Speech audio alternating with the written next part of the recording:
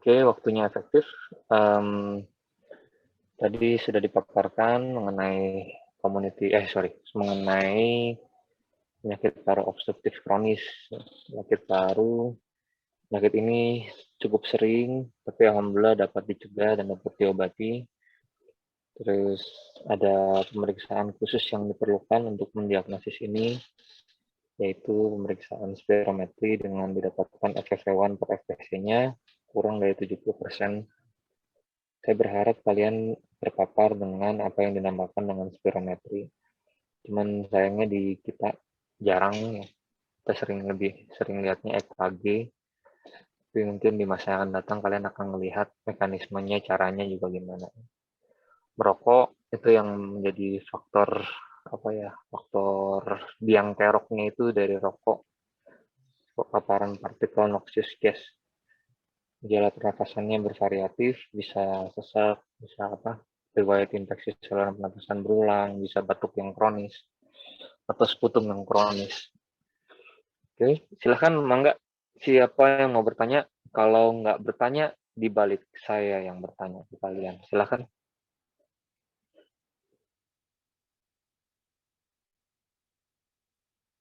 Tes. Mangga kepada teman-teman yang ingin bertanya, dipersilahkan.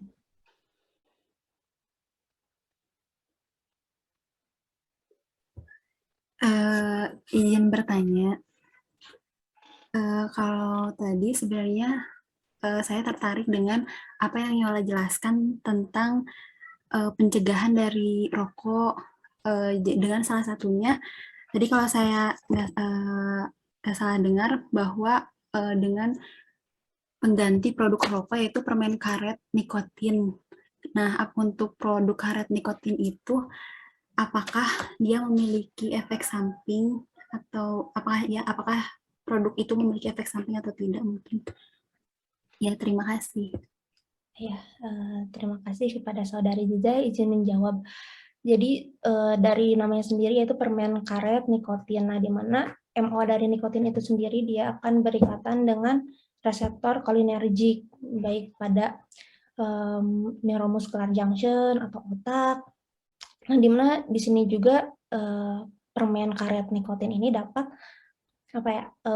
kontraindikasi dulu deh. Kontraindikasinya untuk permen nikotin ini dia itu pada pasien yang ada myocardial infarct, juga pada pasien stroke. Nah, yang baru-baru ini stroke gitu ya, terus myocardial infarct, terus juga setelah ACS. Nah, apabila ingin diberikan ya, setelah ACS aja ya.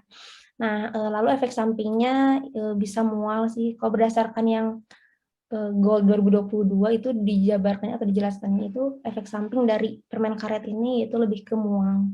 Seperti itu. Ya, oke. Ada lagi yang mau menambahkan? Kalau kita ngelihat di Tokopedia dijual nih permen nikotin. Harganya relatif mahal, tapi saya pribadi nggak pernah tahu rasanya kayak gimana. Dan kalau di Gold itu memang dikatakan untuk mencegah PPOK ya, smoking cessation itu menjadi salah satu yang penting sekali. Dan di sini memang dikatakan ada yang namanya nicotine replacement therapy sebetulnya. Cuman ingat bahwa kita negara Indonesia, negara rokok kita bilangnya ya, bahkan banyak meme-meme di luar negeri yang keluar Indonesia, anak kecil ngerokok sebungkus ya, atau sepanjang jalanan kalian akan melihat lambang mile, follower, ngikut-ngikut semuanya. Jadi rokok raja di Indonesia. Tapi tampaknya ban atau kita berusaha mengurangi rokok dari pemerintah Indonesia udah ada ke arah sana. Dalam artian kita nggak ngelihat bahwa rokok akan menjadi Indonesia akan menjadi surga rokok di 10 atau 20 tahun ke depan. Mulai banning rokok itu mulai dari pertama sekitar 20 tahun yang lalu, kayak misalnya masuk mall udah nggak boleh ngerokok, di perkantoran nggak boleh ngerokok. Bahkan dulu sempat ada trending kita bilang ya, semua mall itu menyediakan satu kandang khusus kecil Jadi kesannya dibikin eksklusif, tapi kesannya kayak mengkerangkeng orang yang mau ngerokok. Dulu saya masih inget, saya masih remaja, pergi ke salah satu mall, terus di mana namanya, di XX1-nya itu ada satu kotak khusus untuk ngerokok. Di sana ada HEPA filter, ada untuk ininya langsung bisa supaya asap rokoknya langsung masuk ke ini ya, ke cerobong tertentu. Terus saya inget banget saya masuk ke sana sambil ngerokok. Ya enggak bercanda. Saya nggak ngerokok. Ya maksud saya banning rokok itu menjadi sangat penting ya. Pemerintah kita lagi mengarah ke sana. Kalau kamu ngeliat sekilas dulu iklan rokok selalu ada di siang hari, pagi hari. Sekarang iklan rokok selalu di malam hari, nggak pernah di pagi hari. Dan saya ngelihat misalnya kamu ngelihat di orang-orang terkaya di Indonesia, awalnya kan di Forbes di mana-mana selalu orang rokok, orang jarum, orang gudang garam. Sekarang mulai kedorong dengan orang-orang dari keperluan, apa namanya, orang-orang kebutuhan pokok, orang-orang ya misalnya sawit gitu-gitu yang sekarang nomor satunya ya. Rokok mulai menurun. Terus kehadiran e-cigarette gimana menurut kalian? Tadi siapa yang jawab? Yola. Ya. Boleh gak yo e-cigarette? Lagi musim kan kalian tiba-tiba. Iya. Izin menjawab dok, berdasarkan goal 2022 itu dapat meningkatkan juga dok untuk berhenti merokok. Namun memiliki efek samping yang lain dok, yaitu seperti adanya gangguan paru yang berat, cedera paru yang berat ya. Bagus ya saya senang kamu udah baca. Kamu harus tahu, saya sempat tertarik untuk beli itu e-cigarette-nya. Saya melihat e-cigarette itu lucu gitu kan ya, kayak mainan anak kecil sekitar 5 atau 10 tahun yang lalu gitu ya. Melihat gimana sih? Kalian tahu ada kalau di Arab ada shisha namanya ya. Mungkin di mall-mall zaman dulu atau di kafe-kafe terkenal suka ada shisha, kita ambil ngisap sambil ngobrol sama teman-teman. Sebelum era COVID jelas lah ya. Terus maksudnya shisha kan terkenal dengan yang dihisap, dihisap itu kan rasa buah-buahan, nektar dan lain-lain. Sama e-cigarette juga membawa dasar seperti itu gitu. Cuman waktu awal-awal kemunculannya, waktu hit-hitnya itu saya sempat mempelajari iseng gitu ya, apakah benar cairan-cairan di dalam e-cigarette itu aman? Bagaimana kalau nggak aman? Kan kita memasukkan cairan tersebut, kayak menginhalasi cairan tersebut ke dalam paru-paru loh. Bagaimana kalau dia misalnya toksik atau dia misalnya karsinogen, mirip kayak rokok, asap rokok jelas karsinogenik karena harus tahu. Nah itu saya pelajarin dan internasional pun ada penelitiannya ya. Jadi bahkan ada kerusakan paru terkait e-cigarette itu ada dibahas di jurnal-jurnal penelitian besar. Sejak saat itu saya udah nggak tertarik lagi. Saya tahu bahwa itu bahaya. Sekarang pertanyaan saya adalah, pernahkah ada rokok-rokok besar, rokok internasional, ataupun rokok-rokok klasik yang menjual cairan e-cigarette-nya? Saya yakin nggak ada. Sama seperti analogi saya, pernahkah ada toko atau merek besar penjual handphone menjual baterai ini apa namanya power bank? Nggak pernah ada. Ada yang punya power bank merek Samsung? Nggak ada. Pasti power bank merek kalian Advan, Vivan, merek-merek Cina semuanya yang. Kenapa? Karena mereka si Samsung itu nyadar bahwa ya lu nggak mungkin bisa gitu menciptakan baterai secanggih gua. Dan saya satu-satunya orang yang punya merek baterai apa namanya power bank asli Samsung yang saya simpan satu supaya bukti bahwa Samsung itu pernah ngelirik produk ke sana. Itu e-cigarette. Estetik cigarette ini dengan bukti bahwa orang Jarum, orang Marlboro nggak pernah bikin cairan khusus untuk e-cigarette-nya, bahwa mereka tidak melirik itu sama sekali dan tidak mau produksi utama mereka yaitu rokok kretek mereka diambil jatahnya mau e-cigarette. Cuman kalau kamu lihat di lapangan atau lihat di mall-mall atau lihat di mana di kafe-kafe, keuntungan e-cigarette apa dok? Nggak bau. Nggak bau sama sekali. Jadi kalau ada yang nge-vape, wih, itu ada banyak asap-asap di ruang kafe wangi ya, ciumnya enak, wangi kopi kadang-kadang. Jadi kalau misalnya ada orang yang ngerokok, jelas gue pengen tendang kan, bawa rokok kan kecium dari awal kan ya. Kalau bawa e-cigarette nggak cium sama sekali, itu salah satu keunggulannya. Tapi kalau misalnya kalian menghisap cairan yang kalian tahu bahwa nggak ada perusahaan besar satupun yang membuat cairannya, jelas cairannya itu adalah racikan. Cairan racikan kalian nggak akan pernah tahu di dalamnya ada fenol-fenol tertentu yang bisa membuat kalian cancer. Jadi bagi cowok-cowok di sini, siapa aja cowok-cowok di sini, Agung, Rizky, Sayid, buang ya rokok e-cigarette-nya ya, kasih kucing aja, oke?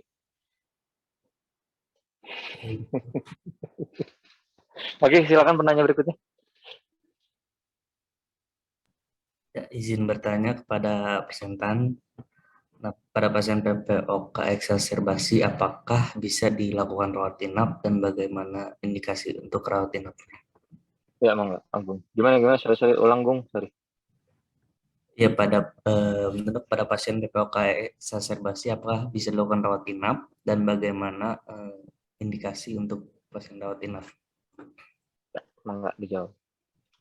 Ya, izin menjawab. Jadi untuk pasien yang PPOK eksaserbasi itu dapat dirawat juga. Nah, selain itu dapat dirawat itu sesuai dengan tingkat keparahannya. Nah, jadi bisa dirawat, bisa rawat inap, bisa juga rawat jalan. Tapi banyak pasiennya itu yang dia itu rawat jalan. 80% pasiennya itu dia mengalami yang rawat jalan. Nah, untuk indikasi dari rawat inap apabila pasiennya itu terdapat gejala yang berat seperti sesak nafas ketika dia istirahat. Nah, dia itu sesaknya makin tiba-tiba dan makin buruk. Terus adanya respiratory rate-nya itu yang tinggi, terus penurunan saturasi oksigen, terus bisa dari mengantuk. Selain itu juga gagal nafas yang akut, terus adanya cyanosis, edem perifer. Terus selain itu bisa juga dari adanya komorbid gitu. Jadi misalnya komorbid kan kayak penyakit hipertensi bisa kayak gitu. Terus kanker paru-paru. Selain itu juga udah sih mungkin yang saya tahu baru itu untuk indikasi dilakukan rawat inap. Iya. Oke, good. Tadi kamu sebutin Tias ya? Tias, betul? Tadi kamu sebutin seberapa atau severitas dari penyakitnya nggak? Severitas dari eksaserbasi PPOK-nya kamu sebutin tadi ya? Jadi belum, baru hanya mengatakan tingkat keparahannya, tapi belum terlalu spesifik tingkat keparahan. Kalau tingkat keparahan kamu sebut itu adalah yang utama. Ya. Jadi kalau misalnya saya di Hasan Sadikin waktu saya residen, untuk kalau kalian jadi residen itu kan ada yang namanya jaga malam. Jaga malam bagi residen, misalnya kalian sekolah 4 tahun, itu jaga malam itu udah kayak kacang goreng, sebulan 7 kali, 8 kali. Jadi ilmu kalian itu karena paparan yang berulang-ulang ya.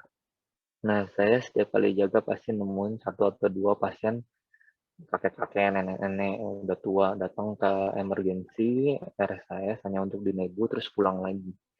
Nah, itu kenapa saya bilang pulang lagi? Karena ketika setelah dinebu dia mengalami perbaikan dan dia sudah cukup nyaman dengan itu sehingga dia bisa pulang lagi. Berarti salah satu faktor yang menentukan rawatnya adalah tingkat eksaserbasinya. Nah, kalau misalnya begitu, kalian harus tahu dulu apa yang dimaksud dengan tingkat eksaserbasi, betul? Ya, betul. Nah, ya, presentan selain Tias, siapa lagi? Udah tahu belum kapan seseorang dikatakan eksaserbasi?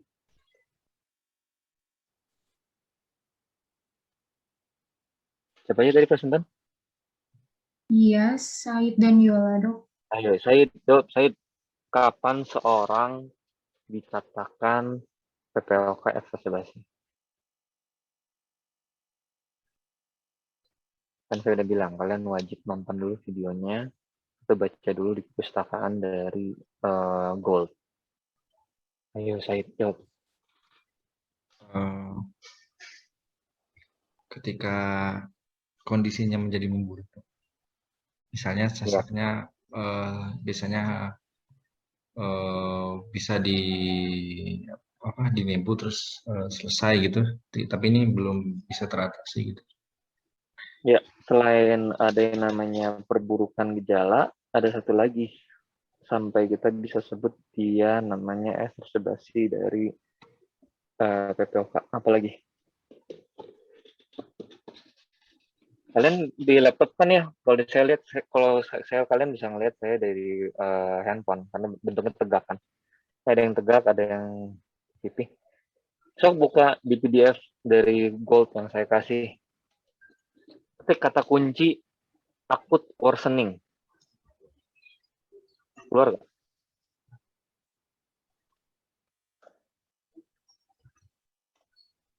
Saya keluar. Klik di PDF kalian, terserah pakai Adobe PDF atau apalah. Kalau saya pakai ini, pakai Foxit. Akut worsening. Dapat gak? Baca Inggrisnya.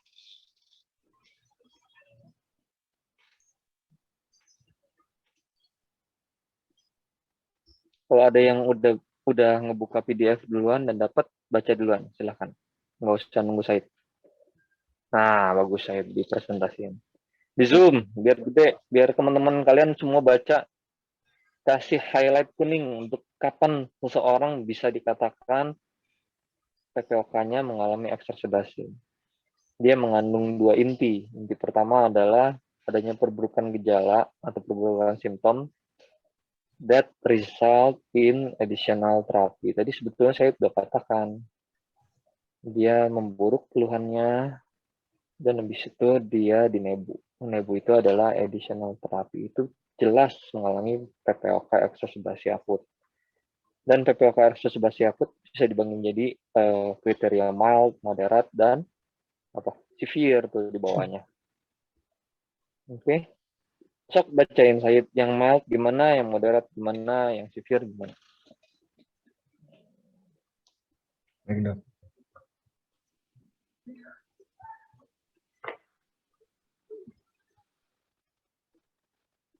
Bacain Said, sok. Exacerbasi diklasifikasikan sebagai mild, yaitu diterapi dengan short acting bronchodilator, hanya diterapi oleh short acting bronchodilator atau SABDS. Kalau yang moderate itu diterapi dengan SABDS ditambah dengan antibiotik atau oral corticosteroid. Kalau yang severe itu dia membutuhkan perawatan atau di perawatan di emergency rooms. Biasanya diikuti kalau yang severe exacerbasi itu dengan akut respiratory failure. Ya, berarti pertanyaan Agung kejawab ya. Gung, kejawab Gung. Ya dok. Pasien exacerbasi yang seperti apa sih yang dirawat inap, dan apakah apa saja indikasi rawat inapnya?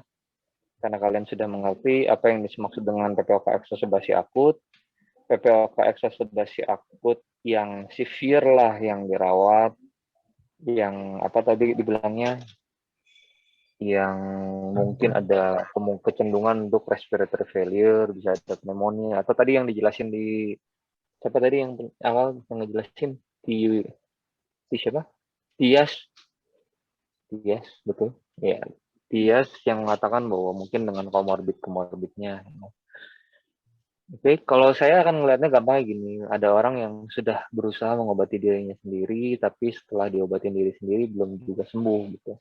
Biasanya kalau orang memiliki satu penyakit dan dia sudah diedukasi terkait penyakitnya, minimal dia dipersenjatai dengan kalau ada kejadian seperti ini, lo harus ngapain gitu. Nah, biasanya pasien-pasien PPOK udah dikasih tuh alat-alat device yang tadi sudah dijelaskan di presentasi. Kan ada yang namanya bronchodilator. Terus ABD itu short acting bronchodilators maksudnya ya. Jadi dia udah dikasih tuh Ventolin atau Darapek. Jadi kalau dia ada sesak, dia pakai biasanya. Dia cari itu dan dia semprot gitu. Biarpun pas disemprot kosong karena dia udah lupa mencari yang baru atau udah expired misalnya. Bisa dia lempar, habis itu dia baru ke emergency untuk bisa minta diuap sama dokternya, dan setelah membaik ya udah. Kalau cuma diuap cuma pakai 1 kali, nebu Combifen, nggak disuntik steroid dan membaik, ya berarti dia ekserbasi ringan, betul nggak? Tadi kan sesuai dengan keluhan kata-katanya. Oke, good, bagus. Ajiza udah, Agung udah. Silahkan penanya selanjutnya. Izin bertanya. Tasya. Izin bertanya pada presentan, untuk pada kasus COPD ini, ada atau tidak dari, apa indikasi dari pembedahan pada kasus COPD? Pembedahan. Saya buat ini menjadi lebih clear dulu. Pembedahan dalam arti seperti apa, Tas? Apakah orang COPD nggak boleh dibedah atau gimana nih? Ya, Pembedahan. jadi untuk yang indikasi seperti misalkan pasien yang dia dikategorikan dalam COPD yang dia tuh udah severe atau misalkan dia udah sering terjadi eksaserbasi gitu, Dok. Nah, Ya, ada beberapa indikasi. Ya, saya menyuarakan apa isi hati pasien. Jadi ada pasien PPOK dengan kategori PPOK tertentu yang perlu dibedah. Ada yang namanya long volume reduction, FVTR. Silakan siapa yang mau jawab? Tadi Tia sudah, Said udah. Ya, izin menjawab. Coba satu lagi. Yola. Oh, Yola mana Yola? Hadir. Oh ya, hadir. Indikasi pembedahan pada COPD itu kan sudah dijelaskan tadi ya, ada lung volume reduction, bulektomi, sama transplantasi. Nah, kalau misalkan lung volume reduction ini yaitu indikasinya apabila terdapat emfisema lobus atas, yang dimana nanti tanda emfisematus lung gitu ya, paru itu di ronsennya itu adanya hiperaerasi gitu. Nah, terus apabila bulektomi itu apabila terdapat gula yang besar. Apabila transplantasi paru itu pada pasien yang COPD yang sangat berat gitu. Yaitu ditandai dengan adanya penyakitnya tuh berprogresif, terus skor Bode-nya yang tadi dijelaskan oleh Tias itu 7-10 dan bukan merupakan kandidat untuk dilakukannya reduksi paru. Ya, bagus jawabannya. Cukup jelas, Tas? Sudah jelas, Dok. Terima kasih. Ya. Pertanyaan Tasya adalah pertanyaan advance. Kalau bagi kami di penyakit dalam respi, bahkan long volume reduction itu pun di RSIS ya, belum pernah dilakukan kalau kami ya, maksudnya kami sebagai penyakit dalam. Tapi kalau bagi bedah toraks pasti pernah ngelakuin itu, dan saya nggak punya datanya, jadi saya mohon maaf nggak bisa tahu seberapa banyak sih pasien PPOK yang di volume reduction, yang dipotong bagian apex parunya supaya pernapasannya lebih baik gitu. Nah, kalau transplantasi paru lagi-lagi ini sesuatu yang super advance. Indonesia setahu saya nggak ada, persahabatan RSCM gitu nggak ada. Jadi kita pasti bicara lung transplant itu jatuhnya ke luar negeri, kiblatnya bisa ke Asia, Cina, atau ke kiblatnya Amerika atau Eropa. Lung transplant itu contoh yang paling sering, kalian pasti pernah dengar orang Eropa itu banyak yang namanya cystic fibrosis. Kalau di kita, alhamdulillah Indonesia nggak ada cystic fibrosis. Jadi ada orang yang lahir dari kecil paru-parunya mengalami cystic semuanya, sehingga pernapasannya nggak baik, diimplan pakai paru-paru orang lain. Dan lagi-lagi yang namanya mengimplan tuh harus ada donor, harus ada resipien, dan dicocok-cocokin kan ya HLA-nya itu sesuatu yang very advance. Dan saya sih nggak yakin bahwa Indonesia 10 atau 20 tahun lagi bisa akan mencapai kategori itu. Kalau operasi transplant ginjal gimana gitu? Kalau kalian nanya seperti itu, saya akan katakan di Indonesia udah ada transplant ginjal ya. Kayak kemarin di RSAS ada tuh kandidat transplant ginjal yang sudah dilakukan transplantasi ginjal tapi akhirnya gagal ya. Dalam artian ginjalnya bertahan untuk setahun 2 tahun, habis itu terakhir cuci darah juga. Jadi kalau kalian pernah dengar di Cina kan banyak yang transplant ginjal, Eropa, Amerika. Kalau kalian pernah nonton film Grey, film Amerika tentang yang drama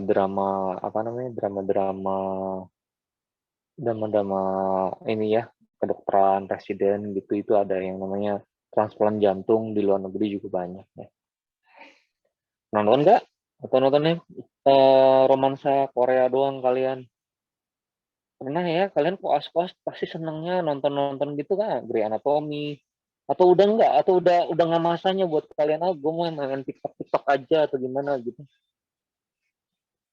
Masih gak sih? Kalau zaman saya itu masih suka loh, gemarin nonton IR. Nonton apa dulu, CSI gitu. Karena kerjaan kami ya cuman dapetin MP4 gitu, terus kami tontonin dari season 1 sampai season akhirnya gitu. Nah, saya masih ingat saya lupa di Grey Anatomy atau di mana. Yang namanya donor jantung itu biasanya dari keluarga ya. Ya, pasti kalau kalian pernah tahu lah drama-dramanya kakeknya atau ayahnya donorin ke anaknya gitu. Itu kalau nonton film-film kayak gitu suka miris ya pas sang anak tahu jantungnya adalah jantung ayahnya dan ayahnya udah nggak ada gitu. Ya, kalau kalian cuma ngebayangin gitu, sekarang jantung saya terpasang oleh jantung ayah saya gitu. Kalian bisa hidup karena ayah saya mendonorkan itu. Wow, itu mahal banget. Oke, lanjut yuk pertanyaan selanjutnya. Ya, mangga pertanyaan selanjutnya. Rizky boleh izin bertanya pada presenter. Pertanyaan agak panjang, Wan. Nggak ada, santai aja. Masih ada waktu. Tentang yang diagnosis PPOK, kan 3 itu kan dari yang anamnesis keluhan, faktor risiko atau komorbid, dan yang terakhir itu dari spirometri. Nah, jadi kan pentingnya dari spirometri itu selain untuk menegakkan diagnosis sama untuk menentukan dari tingkatannya, gradingnya untuk yang ke treatment yang inisial. Nah, sedangkan misalkan spirometri itu kalau di fase ke-1 itu nggak ada itu. Nah, juga nanti kan kalau kita apalagi kalau pasien baru pertama belum didiagnosis PPOK sebelumnya, jadi kitanya perlu gimana? Karena kalau nanti kalau diagnosis juga masih suspek PPOK, nanti apakah BPJS nanggung juga belum tahu. Nah, jadi tetap kita langsung treatment dengan diagnosis yang belum tegak, dengan bronkodilator pendek atau gimana? Ya, saya langsung jawab aja ya. Ini pertanyaan bagus. Saya sengaja catat. Jadi mengenai diagnosis PPOK, kalau kamu baca Gold secara berkala, dia kan launch setiap tahun. Itu masih sampai sekarang membutuhkan gold standard spirometri dengan FFV1 per FSC kurang dari 70%. Jadi kalau nggak ada itu, dia belum bisa dikatakan PPOK. Atau kalau misalnya pun kita katakan udah menuju ke arah sana, misalnya karena ada penurunan dari FFV1 per FSC, tapi misalnya masih 75% atau berapa gitu ya. Jadi spirometri lagi-lagi perlu sebagai gong untuk menentukan dia PPOK apa bukan. Jadi selama belum ditegakkan dengan PPOK, ya idealnya sih tidak diberikan terapi inisial dengan LABA lah, SABA sebetulnya ya. Jadi saya yakin ini langsung menjawab pertanyaan kamu, Rizky. Jadi kalian di PPK 1 calon dokter umum, kalian hanya bisa mensuspek PPOK ya seyogyanya. Kalau kalian punya fasilitasnya, rujuk aja ke laboratorium Prodia atau Pramita atau laboratorium di Biotes untuk dilakukan spirometri dengan apa? Nah, yuk, udah tahu? Oke. Spirometri pasca bronkodilator. Jadi kalau misalnya dia datang lagi ke kalian, dok, nih hasil spirometri saya sudah bawa sesuai anjuran dokter. Harganya lumayan mahal, dok, 400.000. Ya nggak apa-apa kan, ya hanya untuk menegakkan spirometri. Menegakkan PPOK. Dan hasilnya didapatkan restriktif, bukan obstruktif. Jadi kalian bisa katakan bahwa, oh mungkin ibu atau bapak belum bisa kita tegakkan sebagai penyakit PPOK. Terus pasiennya langsung challenge lagi, dok, kalau gitu bengek saya nyikikannya karena apa? Langsung kalian bisa jawab, mungkin aja itu bengeknya karena apa ya, dok? Nah, saya bisa jawab ya. Dok, saya bengek. Saya perokok, kakek 60 tahun. Kok dari spirometrinya masih restriktif ya? Biasa aja, dok. dokter pernah periksa paru saya waktu itu dan dokter mengatakan ada wheezing. Dan wheezing itu jauh lebih gampang ditemukan, diperiksa, didengarkan dibandingkan mendengarkan crack pulse, Cronky, dan lain-lain. Gimana menurut saya?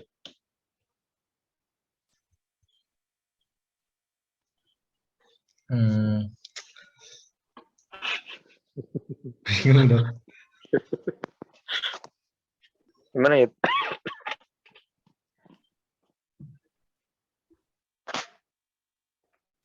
Bisa jawab? Belum dok. Belum ya.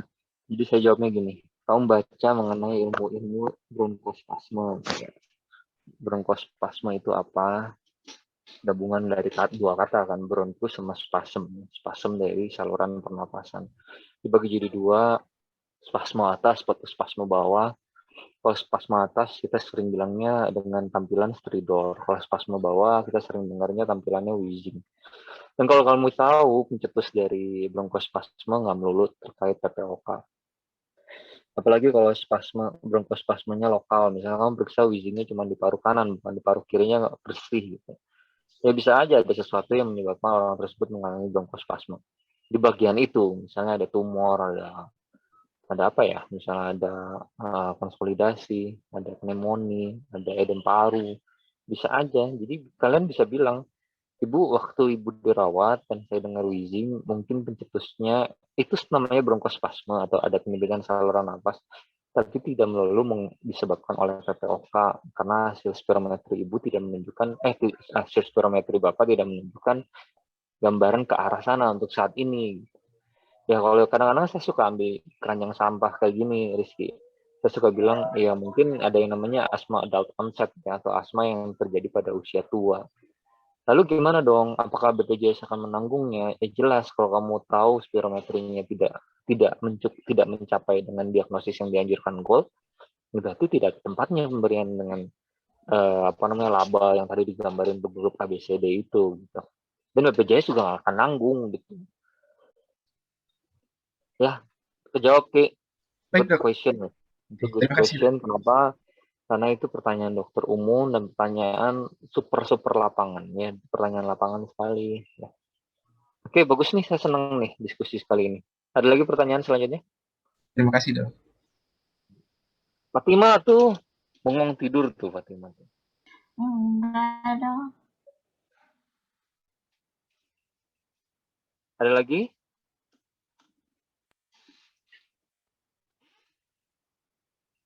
Kalau enggak, saya yang nanya loh, be careful. Kan saya udah bilang di awal. Kalian harus wajib dulu. Ayo. Boleh Fatima, izin bertanya? Boleh, silakan. Mau bertanya kenapa pneumonia itu jadi salah satu faktor resiko COPD. Terus kenapa justru kalau misalkan ada pneumonia berulang tuh nggak boleh pakai inhalan kortikosteroid pada pasien COPD. Gitu mungkin.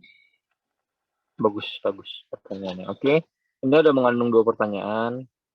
Apakah pneumonia bisa menjadi faktor risiko COPD atau memang betul menjadi risiko COPD? Penjelasannya seperti apa? Lalu kenapa kalau pneumonia berulang tidak boleh dapat ICS, inhaled corticosteroid? Ayo, silahkan dijawab. Kalau tadi Said udah balik lagi ke Tias. Ayo Tias. Ya dok. Boleh diulangi lagi nggak Fatima tadi putus soalnya?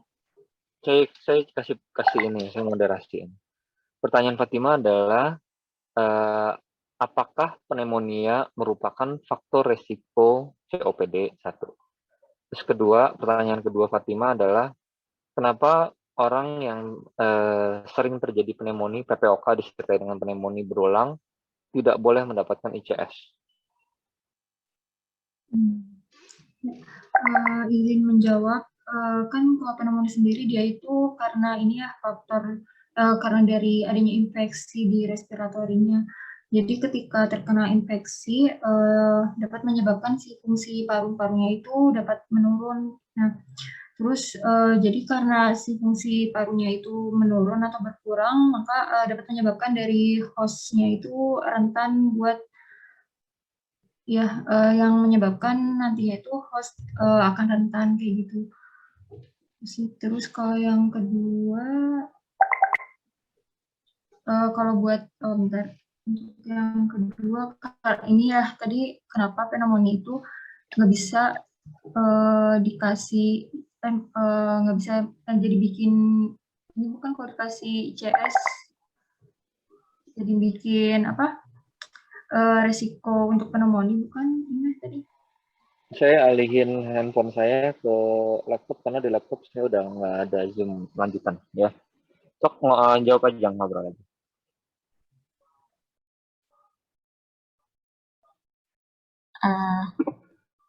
Enggak, tadi kan kalau pemberian inhalan kortikosteroid itu kan ada yang 3, ada yang dikasih, ada yang merah, kuning, hijau itu loh.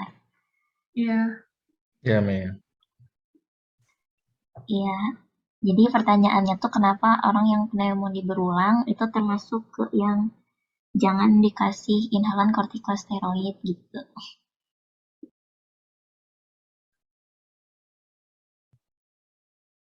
Kalau secara simpelnya kan pemberian inhalan kortikosteroid itu menyebabkan pneumonia.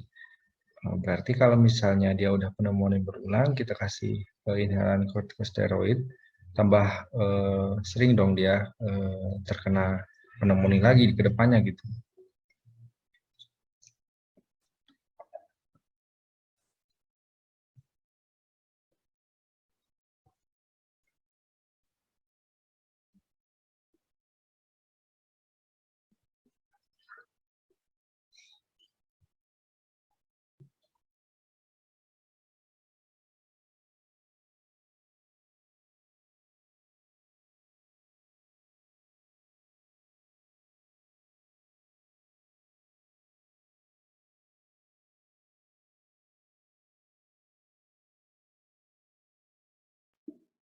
Oh,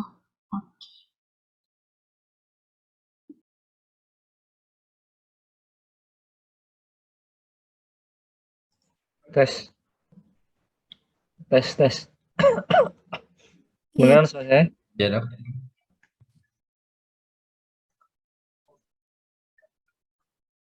Izinin saya untuk slide share. Yes. iya Dok, sudah Ya. bisa share screen.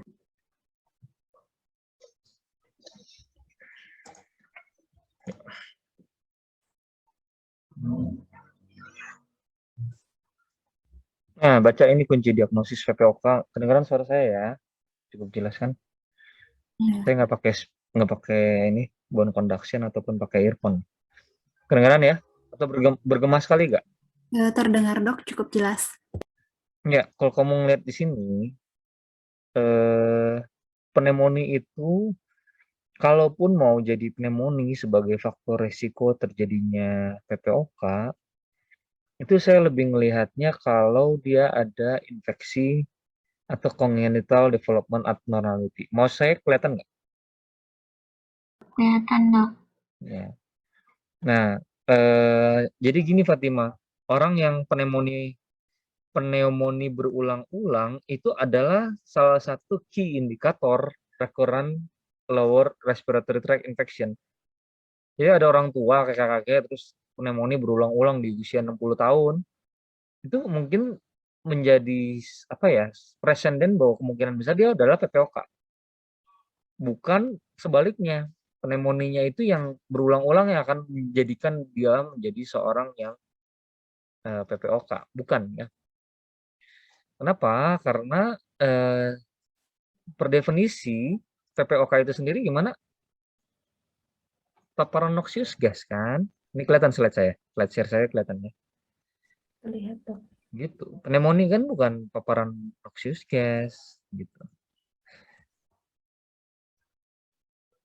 Kebayang ya?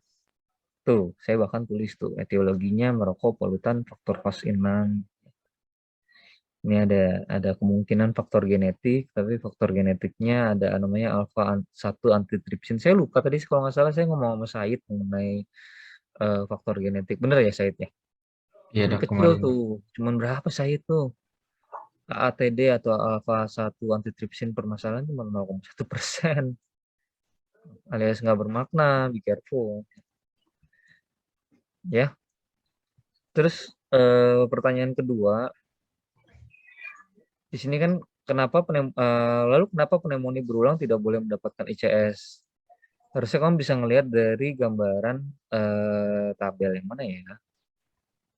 Tabel yang ini sebetulnya, ya. Betul kelihatan tabelnya? Kelihatan, Dok. Di sini kan ICS plus laba. ICS plus laba itu dibintangin tuh.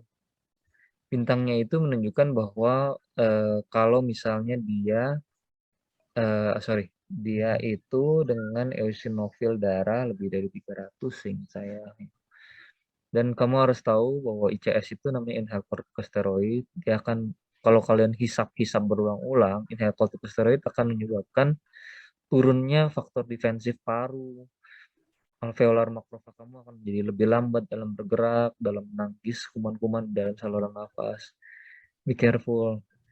Kalau saya dulu dapat filosofinya PPOK diobatin dengan bronchodilator, kan makanya kata-katanya bronchodilator. Kalau asma obatin dengan ICS. Oke, dapat ya? Nah, ini pencegahan yang tadi dibahas di soal awal. Smoking cessation, sama pasien-pasien PPOK yang sudah diketahui PPOK dianjurkan vaksinasi influenza, rehabilitasi paru, ya. Habis itu tata laksana komorbid, kalau nggak salah tadi ada yang bahas komorbid. Saya setuju sekali. Oke deh, ya.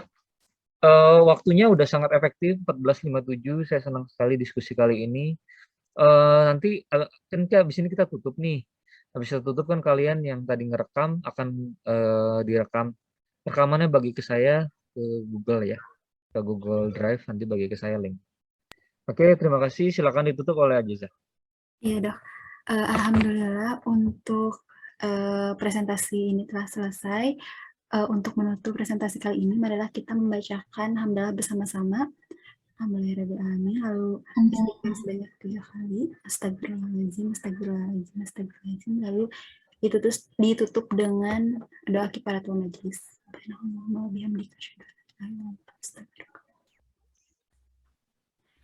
Terima kasih banyak, Dok. Ya, sama-sama Banyak, juga. Dok. Thank you ya, Prasentan, Tias, terus Said, terus siapa lagi Tasya? Lola. Yola, sorry ya. Saya ingatnya Tasya mulu, kenapa ya Tasya? Oh, karena kemarin kamu Rabu ya. Selanjutnya siapa Rabu depan? Nama saya. Untuk Rabu depan, bentar, Dok, lupa izin lihat jadwal terlebih dahulu, Dok. Aurel lagi. Aurel kan lagi cuti lahir. Iya, Dok. Ya udahlah, nanti aja. Yuk, oke, tutup ya. Assalamualaikum. Salam, Dok. Terima kasih, Dok. Udah.